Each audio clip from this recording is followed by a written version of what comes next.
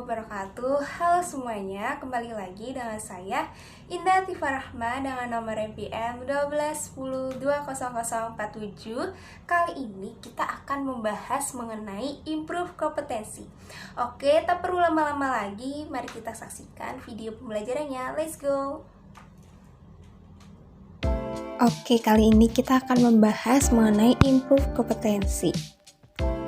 Oke, poin pertama itu ada jenis dan kategori kompetensi.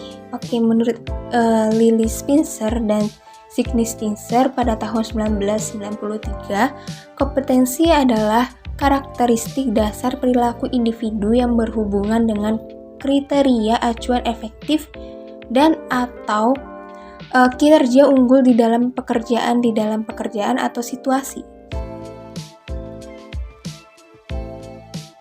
Nah, lalu ada komponen kompetensi. Yang pertama itu ada motivis atau motivasi penggerakkan, pengarah, dan menyeleksi perilaku terhadap tujuan atau kegiatan tertentu. Yang kedua itu ada self component, yaitu sikap, nilai, dan citra diri seseorang.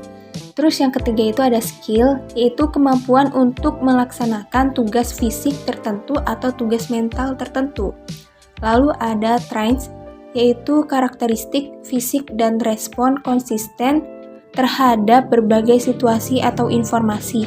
Dan yang terakhir ini ada knowledge, yaitu pengetahuan atau informasi seseorang dalam bidang spesifik tertentu.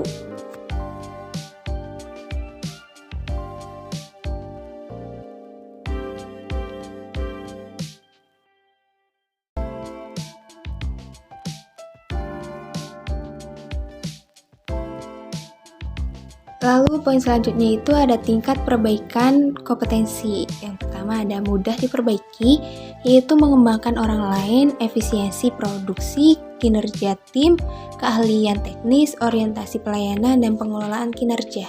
Yang kedua ada agak sulit diperbaiki, orientasi hasil kualitas keputusan, pengaruh penyelesaian konflik, pemikiran analisis cerdas organisasional.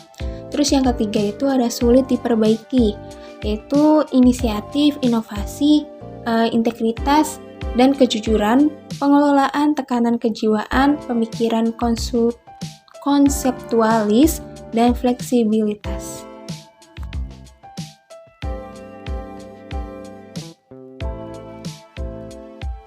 Oke, selanjutnya itu ada perbedaan kompetensi dan konsep lain. Kompetensi merujuk pada pendekatan perilaku. Perilaku tertentu dijadikan parameter untuk mampu melaksanakan pekerjaan secara efektif, berhasil, dan unggul atau superior. Lalu ada komponen kompetensi. Komponen kompetensi terdiri dari dorongan, sikap, citra diri, peran sosial, dan kemampuan. Terus ada pemahaman kompetensi, yaitu dalam hal pemahaman kompetensi itu tuh perlu dijelaskan pengertian tentang pengetahuan, keterampilan, kemampuan, dan bakat untuk mengetahui sejauh mana perbedaan atau kesamaan dari konsep tersebut. Lalu ada pengetahuan seseorang, yaitu pengetahuan yang dimiliki seseorang bisa dikategorikan ke dalam dua jenis, yaitu pengetahuan yang didasari dan pengetahuan yang tidak dapat didasari. Lalu ada keterampilan perilaku, yaitu terikat pada tugas dan bisa dikuasai melalui latihan dan bantuan orang lain. Lalu yang terakhir itu ada keterampilan perilaku. Fungsi dari faktor kepribadian individu dan faktor lingkungan. Sikap dibentuk dari kombinasi pengalaman, kondisi sosial atau lingkungan, dan kepribadian.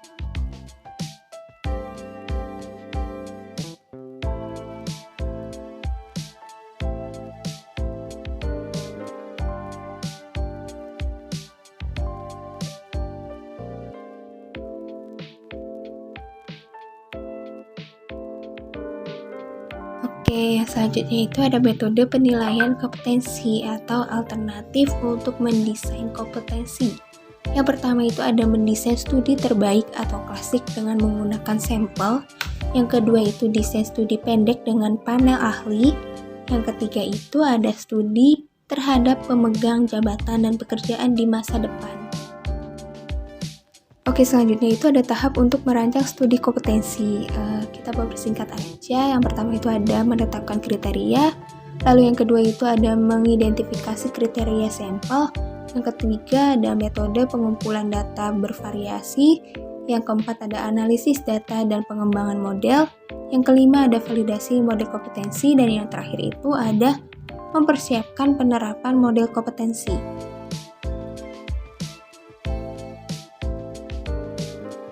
Oke, poin yang terakhir itu ada tahap mendefinisikan model kompetensi. Yang pertama ada menjelaskan kriteria kinerja, yang kedua ada mengidentifikasi orang-orang untuk sampel kriteria, yang ketiga ada mengumpulkan data melalui BAI atau metode lain, yang keempat ada menganalisis data dan mengidentifikasikan kompetensi, yang kelima ada mengesahkan model kompetensi, dan yang terakhir ada mendesain aplikasi.